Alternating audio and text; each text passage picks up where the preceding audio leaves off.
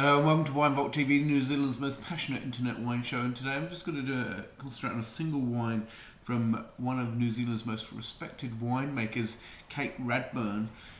Trained at Roseworthy 26 years ago, joined C J Pask 20 years ago, is now their MD, senior wine judge, also Hawke's Bay Winemaker of the Year in 2001, so 10 years after joining C J Pask.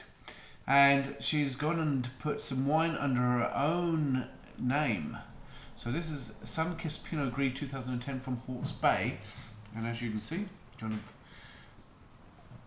it's got her name on there. So what I'm expecting from this is something pretty special. I've often given credit to Hawke's Bay for producing some of New Zealand's most interesting Sauvignon Blancs. I've always been slightly out there with the Pinot Gris. For me, hasn't really found its own style. So coming from one of New Zealand's best winemakers, I would expect something quite sensational. You get that? You get a real sweet almond / white peach. And a bit of Nashi pear as well.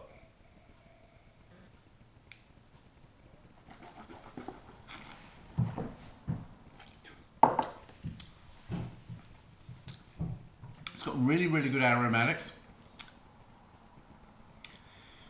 Falls slightly short in the mid palate, but then comes back right at the end for good length.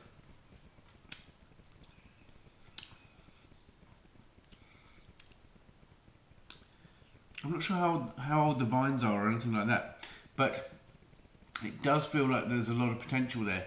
And given that it is 2010, maybe kind of like best developed over the next couple of years, it finishes quite nice and dry. It hasn't got the oiliness and that real plump depth of character that I'd expect from a French Pinot Gris. And I know that I've got to compare apples with apples, and we're in New Zealand, but I've got to say, yeah, not bad. 13% alcohol, so it's quite nice to keep it kind of under that 15%, which we often struggle with ripening Pinot Gris, and you end up with 15%, and slightly out of balance with the alcohol. But this 13%, nice ripe fruit, really good aromatics, 88 points. Until next time.